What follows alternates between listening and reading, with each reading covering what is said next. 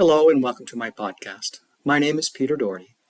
I'm a Catholic priest and a psychologist who integrates both my training in psychology and scripture studies to help understand the Gospels and to seek out new pastoral teachings for Christians in these modern times. Today's podcast is from the Gospel of John, chapter 15, verse 9 to 17. This Gospel will be read in churches on May the 5th, 2024.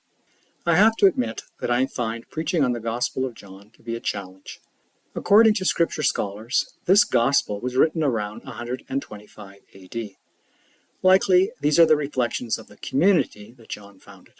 One has to consider the culture, the translation issues, and the time when the Gospel was written when reading and understanding the Gospel. Today's Gospel is no exception. John is writing on his favorite theme of love. We are given a command to love one another. I struggle with this because one cannot be commanded to love. Yes, one can fall in love over time, and there is research that supports the idea that close association with someone can lead to feelings of affection. However, I am left wondering if John is emphasizing the essential role love plays in the hearts of the followers of Christ. Many times Jesus spoke about love. Likely, most people are saying that it is impossible to love everyone. Without divine help, I suspect that is true. Probably the call to love described in the Gospel is aspirational. Christians desiring to follow Christ need to aspire to be loving. It's a non-negotiable. It's important to note that Jesus describes his love for his people as a willingness to lay down his life for his people, yet at the same time calling his people his friends. God chose the people. The people did not choose God. God chose us. It was God who made the first move. This love is to bear fruit, which is a poetic way of saying that the love just doesn't stay with us, but is meant to bring good things for others as well. There's also the promise that whatever we ask of God, we might receive. So what do we do with this seemingly impossible call to love? Many just dismiss this as impossible, as I mentioned.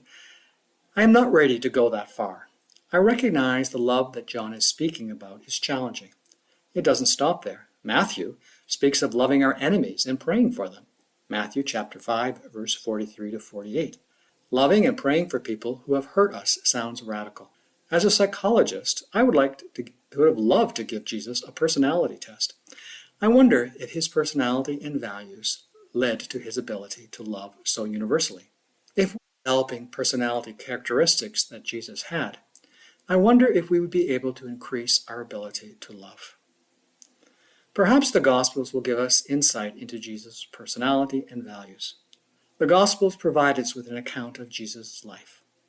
Let's look at some of his actions to get a sense of his personality and a greater sense of his call to love, even his enemies. God loved the people, but he also challenged them. He wanted the best for the people, but he sometimes displayed a tough love. He could be angry with people who abused or cheated other people. In Matthew chapter 21, 12 to 13, Jesus drove out the money changers who were cheating the people and disrespecting them. Conversely, he could be very loving and protective to those who needed. Jesus had a strong sense of community. As I mentioned in an earlier podcast, before Jesus performed his first miracle, he had his disciples. He was building a community. Of course, Jesus had his friends, but he did not exclude people who did not share his culture. He also reached out to the Samaritans and the Roman soldiers. He was always willing to share time with people. He was never too busy. I'm thinking of the story of Jesus and the little children and his reaction to when the disciples wanted to shoo them away. We see this in Matthew chapter 19, verse 14. Jesus was willing to cross hurtful barriers and treated different people with care and deference. I'm thinking of the Samaritan woman at the well. The woman herself reminds Jesus that he is speaking to a Samaritan and a woman, something that was counter to the culture at the time. John chapter 4, verse 9. Jesus is unfazed by her declaration, and I suspect the woman was intrigued with Jesus' response. Jesus was forgiving. There are many different references to Jesus' teaching and forgiving. The most profound act of forgiveness is found in Luke chapter 23, verse 34, when Jesus, on the cross, forgave his executioners. Jesus was also sensitive to the needs of others. I'm thinking of the wedding feast at Cana, John, chapter 2, verse 1 to 12, where Jesus made wine at a wedding for no other reason than to save the couple from embarrassment. Jesus made it clear that it was not yet his time to start doing miracles, but he reached out to the couple. When Jesus fed the multitude in the desert, Matthew chapter 14, verse 13 to 21, he showed his sensitivity. Jesus was a man of great faith, as shown in his teachings to the disciples. Matthew chapter 17, verse 20. Jesus could be very compassionate towards the people, especially those who were at risk for being abused.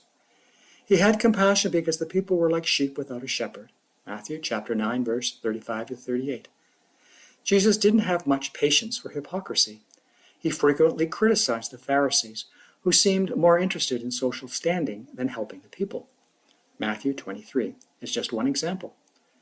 We gain insight of Jesus' love in his Sermon on the Mount.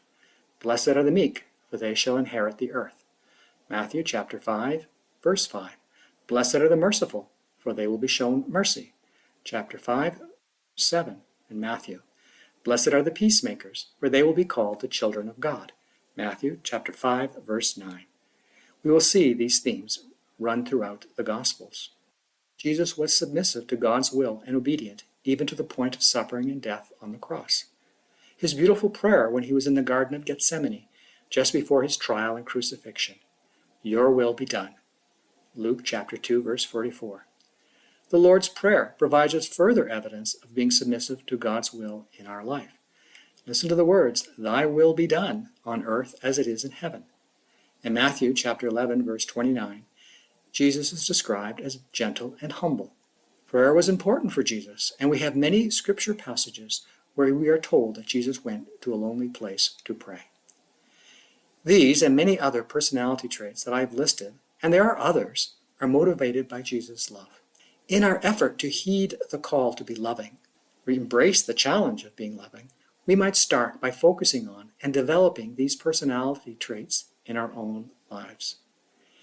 Even if you don't possess these personality traits, you can learn and practice the skills and benefit from their impact in your life and in the life of others.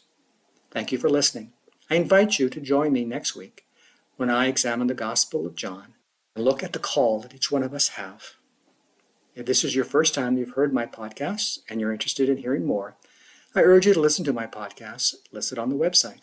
Every Sunday, I release a new podcast focusing on the Gospel for the following week. I invite you to listen to all the podcasts, and I hope the reflections are useful to you.